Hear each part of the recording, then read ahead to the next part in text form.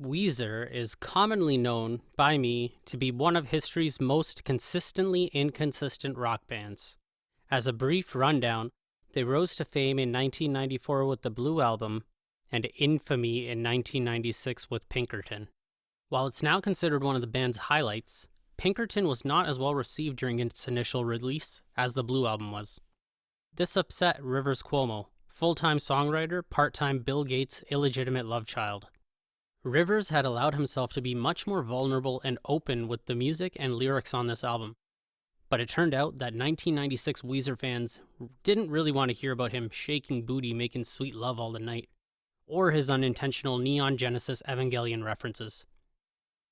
This resulted in a stressful period for the band, and ultimately led to a 5-year gap until the next album, 2001's Green Album, which would be a stark departure from Pinkerton. From a 2005 Harvard Crimson interview. The Harvard Crimson. But one of the accusations that's been made is that since the Green Album, your song topics have become less and less vividly about personal experiences. Do you agree with that assessment, or is that just in the ear of the beholder? Rivers. No, I would agree with that for the most part. The Green Album and Maladroit were very intentionally not about me. Not about what was going on in my life, at least in a conscious way. It was at this point in the band's career that their ratings would take a prolonged hit. Weezer fans would come around to appreciate the self-reflective nature of Pinkerton, but the albums that followed were so disconnected that they disappointed many. In October 2020, one frustrated man decided to take matters into his own hands. Turning to the now-defunct fundraising website, The Point, spokesman James started a crowdfunding campaign with the goal of raising $10 million to pay Weezer to break up. I have never been a fan of this band. I think that they're pretty much horrible and always have been, even in the early 90s. But this isn't about me. This is about the Weezer fans. They're our brothers and sisters, our friends, our lovers. Every year, Rivers Cuomo swears that he's changed and that their new album is the best thing that he's done since Pinkerton. And what happens? Another pile of crap like Beverly Hills or I'm Your Daddy. This is an abusive relationship, and it needs to stop now.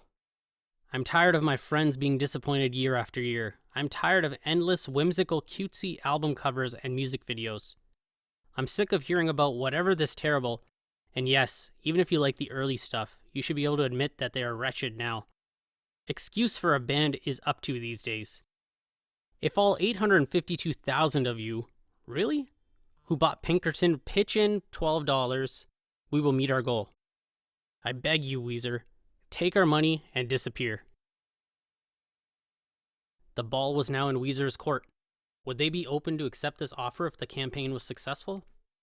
In the event that Weezer were to refuse the money, it was already decided that it would be donated to the charity Reading is Fundamental, so it was a win-win for James. Patrick Wilson, drummer, tweeted back a counteroffer. If they can make it 20, we'll do the deluxe breakup.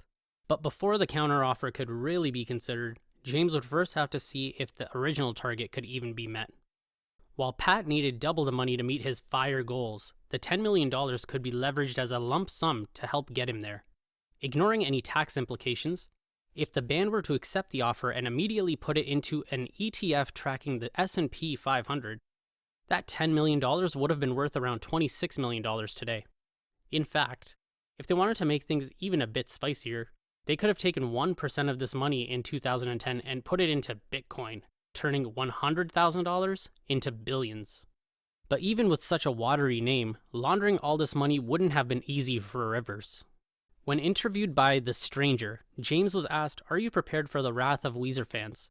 and answered with, "I'm not afraid of Weezer fans. I can take it. Besides, I'm doing this mostly for them."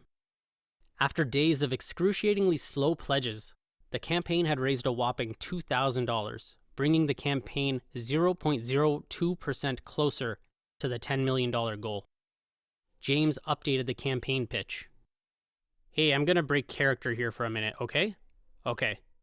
The amount of attention this thing has gotten is unreal. I expect it to ruffle a few feathers, but this is pretty insane.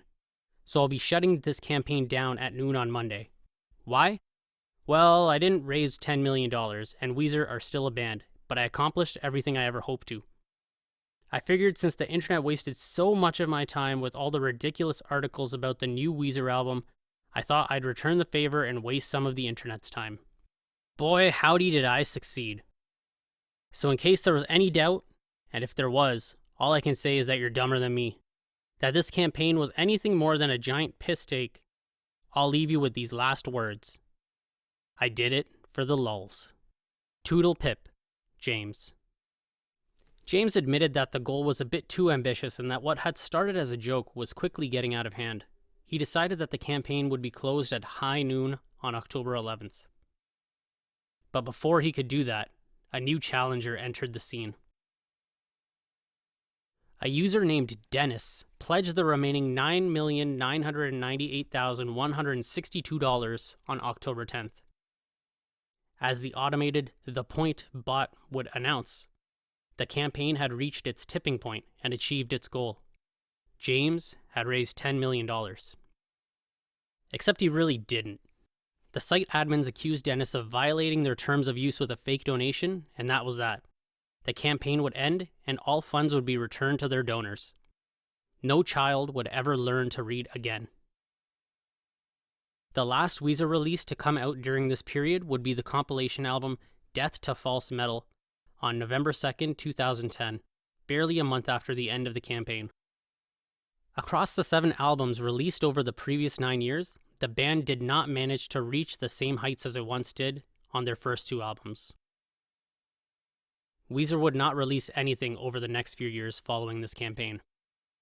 After years of writing, deliberating, and focus grouping ideas, Weezer would put out their most critically acclaimed album in 18 years. 2014's Everything Will Be Alright in the End signaled a renaissance for the band.